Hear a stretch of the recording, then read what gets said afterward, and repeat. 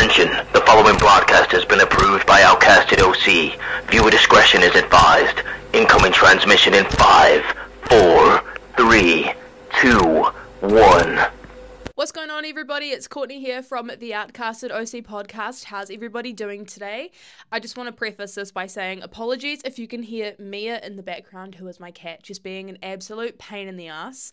I shut the door and I don't like her coming into this room because she just knocks all of the figures over on the stands, and it's just not a fun time. So if you can hear her crying in the background, I can't really help it. She's just a bit of an anxious gal when her mum's not around. But yeah, Monday Night Raw, I've just finished watching it. Very solid show through and through, so let's talk about it. So Monday Night Raw this week kicks off with us seeing the arrivals of Damian and Rhea, the Judgment Day, Damage Control, Bianca and Jade, as well as Braun Strowman and Bronson Reed. But we actually start off Monday Night Raw by seeing CM Punk arriving to the arena and walking through backstage through Gorilla, making his way out to the ring to cut a promo. He's obviously addressing the whole Drew McIntyre thing, the reason why he was in hospital a couple of weeks ago. He goes on to talk about how he's at the point of his career where people are asking him how many more matches he has left in these bones. Depending on how you feel about me, the answer is either wildly disappointing or it makes you tremendously happy, because the answer is way more than you think. When I came back, I said I didn't want to make friends. I didn't come here to make a mortal enemy, and that's what I've done. The only way to end this is in Hell in a Cell, and it was naive of me to think this was over in Chicago and in Berlin, but Drew has dragged my family into this, and it should have stopped the second time I was sent to the hospital, but I'm too damn stubborn. Drew's fatal mistake is not getting the job done, and things are drastically different. And he goes on to say, how many more Hell in a Cell matches do you think I have? And he's like, the honest answer is 0. My family are asking me not to do this. Everybody in my life has been asking me not to do this, but I have an angel on my shoulder who is begging me to do this. Please allow me to tell you why I've decided to do this, because if you push me far enough, I can become the devil, and the devil is in my heart, and he's telling me the only way this can end is in Hell in a Cell. I won't promise I won't kill you, Drew, but I'll make you bleed. You'll have to kill me. I'm prepared for all of this to be over. I'm prepared for this to be the end of CM Punk. I'll see you in hell. And I was like, somebody get me a Pepsi! Like, this was just such a good promo. CM Punk is on a fantastic promo. People have been talking so much shit about his promos as of late, but I mean, what more could you say? He's got a Hell in a Cell match coming up with Drew McIntyre at Bad Blood. This is literally everything that you needed to hear. I think CM Punk had a little bit of a different edge in this promo. He came out very serious. He didn't address the crowd where they're from or anything like that. He very much was just like straight into it, and I really appreciated that about CM Punk's promo. Can't wait to see what Drew McIntyre has to say next week. We had a recap of the Sheamus and Ludwig match from 2 weeks ago, where Pete Dunne attacked Sheamus, and then we saw a recap of what happened last week in the backstage attack with Sheamus and Pete Dunne. And then Kathy Kelly's catching up with Sheamus before this match, and she's asking how, Sheamus is feeling about this entire thing. And he goes, Pete Dunne really hit me where it hurts. He took my dream away from me, which was to become an Intercontinental Champion and a Grand Slam Champion. But it's time to inflict pain on my protege. Don't call him Butch. And then he's like, well, people don't want to call him Butch, and then he basically goes on to say that you'll be my Butch tonight, which is obviously a play on the female dog swear word.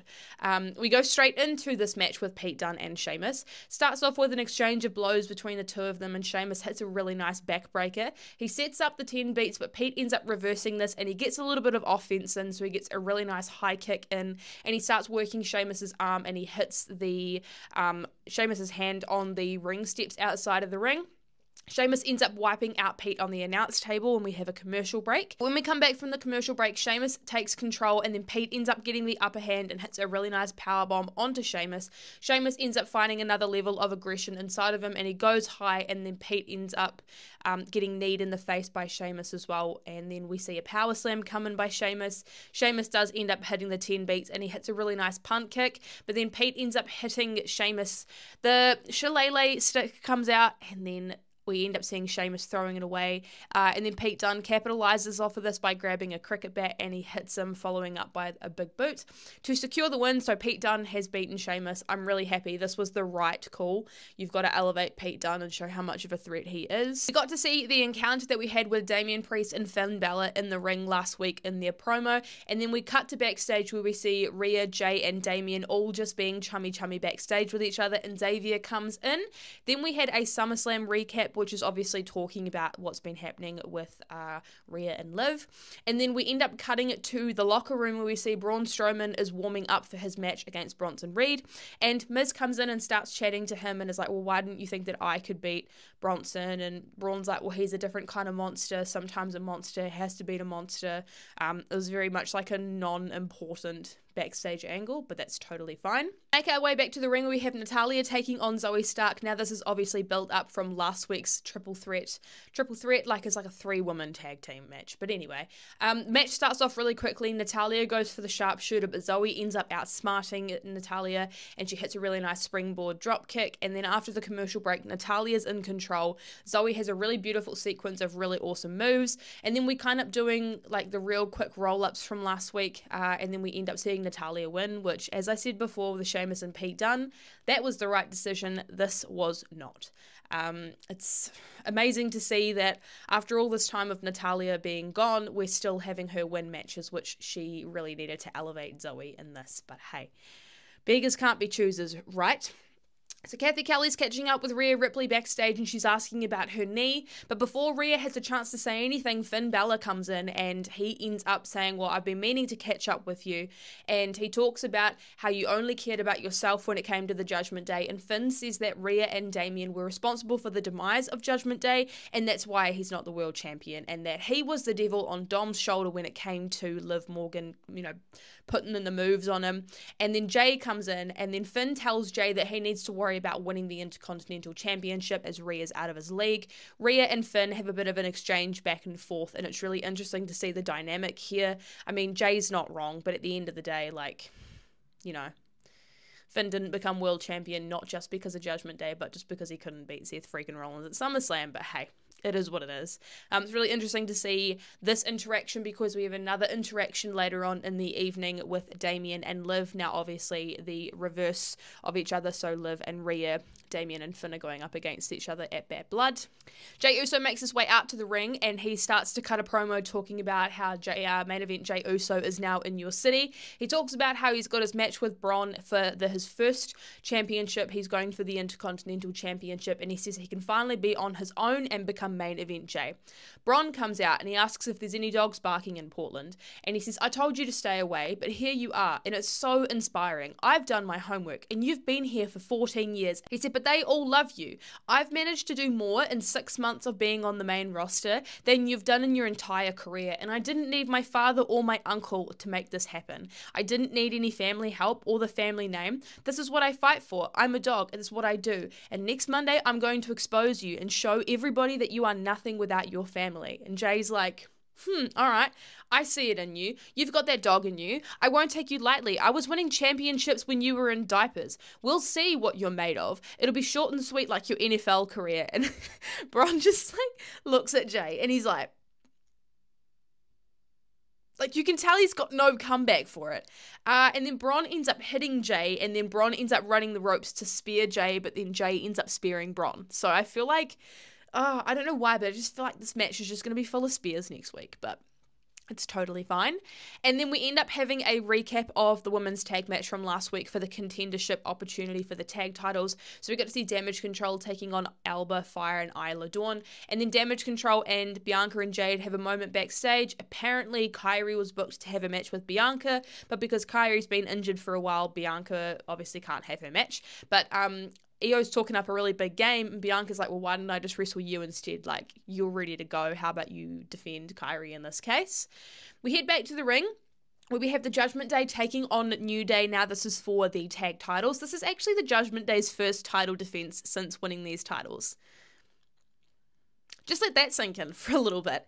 But this match was really good. It actually was more or less centered around the story behind everything. So New Day's looking really strong. We get double super kicks coming in by the New Day, and after the commercial break, Xavier Woods is in control, but the Judgment Day ends up fighting back. They all kind of get involved in this match. Kofi flies high, and then JD hits a really nice Pele kick. So the entirety of Judgment Day and the LWO are getting into a bit of a scrap around the ring, and then Xavier ends up hitting a big elbow, and he almost secures the win. He gets a 3 count, but there's no referee in the ring because the ref is dealing with the outside issues.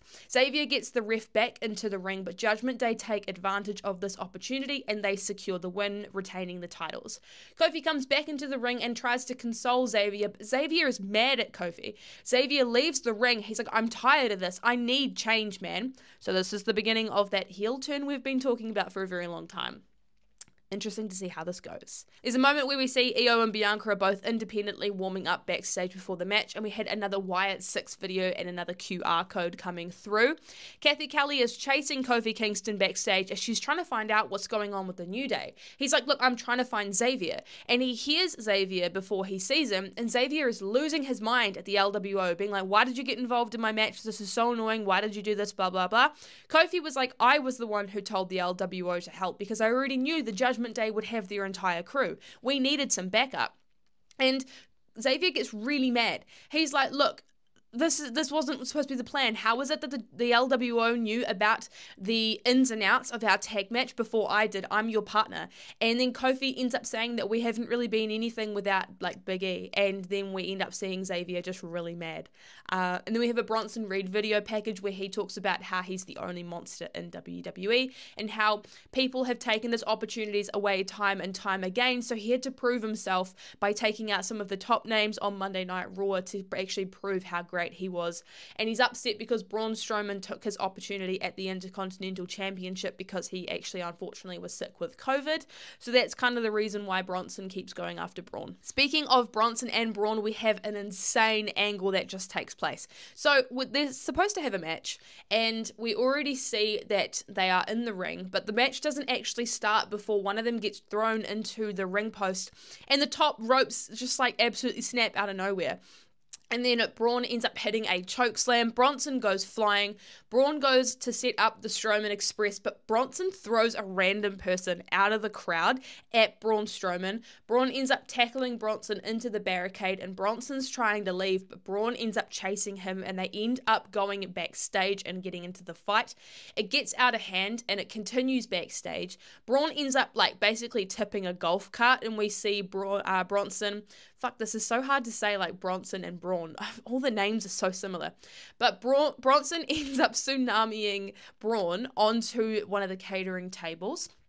And then Braun ends up spearing Bronson into a wall, I should say. And then it kind of just ends there. And then after the commercial break, there's like a whole bunch of medical just like checking up on everybody. Where the fuck is Adam Pearce when you need him? Like, come on. If this is Nick Aldis would be like on this straight away. He would have had security ready to go. Like, this wouldn't have happened on SmackDown. Adam Pearce is on the phone and he's talking with somebody, and they're basically just like, well, just let me know how they're doing. And I'm like, bro, this is your show. What the hell? And Ludwig comes in and he starts talking to Adam Pearce about how there's no credible opponent for Gunther because Gunther doesn't want to face Sami Zayn, and Sami is actually on the TV in Adam Pearce's office because he's making his way out to the ring. And Ludwig says that, Adam Pearce says that if Gunther has a problem, he should talk to me himself. So we end up seeing Sami Zayn making his way out to the ring. Sami talks about how the entire week it's been locked in his memory that he was in the ring with Bret Hart. And he said that he meant everything he said last week, and last week was motivational, and I listened to what it meant for him to be champion, and I want that to be me. I want to become the world heavyweight champion, and that's a champion that you all deserve. And unfortunately, our current world heavyweight champion continues to decline my offers, and he says that I'm not on his level, but I don't believe that. I genuinely think I'm in his head right now, and he remembers what happened at WrestleMania, and I've beat him before, and I can beat him again. He's scared of me. And Ludwig comes out and cuts a hell of a promo. Like, for all those guys that are out here saying that Ludwig Kaiser is crap, he's like one of the best promos on Raw at the moment. He's just so intimidating in the way he speaks. He's kind of just like a superhero movie villain. But anyway, he goes on to say, Sammy, what are you doing? Why you? Asking you for a World Heavyweight Championship match against Gunther? It's nonsense about Gunther being scared of you. Why would he be? He knows that miracles don't happen twice, and this is never, ever, ever going to happen again. He says he wants to save you from the worst embarrassment of your entire life. And he talks about how WrestleMania was the greatest night of Sammy's career. Advice, and he says that, miracles don't happen twice, and this is never going to happen again. And Sammy's like, why are you talking for Gunther? Gunther doesn't need you for anything. And guess what? You don't need him either. I've seen the desire that you have within yourself to prove yourself. You're talking about me looking to stand on my own 2 feet. Why don't you go ahead and do that? Because you're just Gunther's mouthpiece. Don't speak for him. Speak for yourself. And Gunther comes out, and he says, I'll answer your challenge in a minute, but Ludwig, have you got anything to tell me? And you see Ludwig just look absolutely scared. And he goes, yeah, I've got something that I need to get off my chest, and I've been meaning to say this for a very long time. And he ends up just attacking Sammy. And then Gunther is talking to Sammy because I think Ludwig's holding up Sam. Yeah, Ludwig's holding up Sammy. And Gunther goes, challenge still not accepted. And then Sammy ends up grabbing Ludwig, but then Sammy just hulks up and just attacks Ludwig Kaiser. Yep. Don't really know what to say in this case. It's just kind of, when I get really excited about a segment, it kind of just goes to shit straight after. So thanks, WWE, for, helping me out with Ludwig Kaiser. Not. As I mentioned before, we have a backstage encounter with Damian Priest and Kathy Kelly, and before Damian gets a chance to say anything, Liv Morgan comes in. I didn't really pay much attention to what she says. You guys know how I feel about Liv Morgan. I kind of just don't really pay attention to her. But like I said earlier, it's very interesting to see the dynamic that they had with Finn and Rhea, and then Damian and Liv later on in the evening. We cut back to the ring where we have the second to last match of the evening, which is Bianca Belair taking on Io Sky. Now, this was a great match. I loved it. Both these ladies put on a hell of a performance, and they both just have really great in-ring power, technicalities, it was so beautiful. So Bianca takes fight to Io. Bianca's on fire. Io and Bianca both look amazing. Bianca hits a really nice vertical suplex, and then after the commercial break, Io has Bianca in a submission move. Bianca ends up powering through. Io hits a really nice drop kick and continues to pick up momentum. Bianca hits a really nice gutbuster, and then we see a missile drop kick coming in from Io Sky.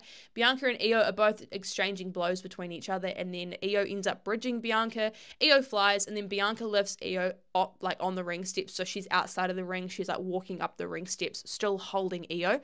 Bianca goes for the 450, but then Io ends up catching her with her knees. Io reverses the KOD to secure the win. I really enjoyed this match, and I do think Io winning was the right call. We got to see another moment between Damian and Rhea backstage, and then we had an American-made promo. Following this, Kathy Kelly was catching up with Ludwig Kaiser. She wanted to know more about what happened in the ring, and Ludwig basically said that he's going to expose Sammy for who he really is.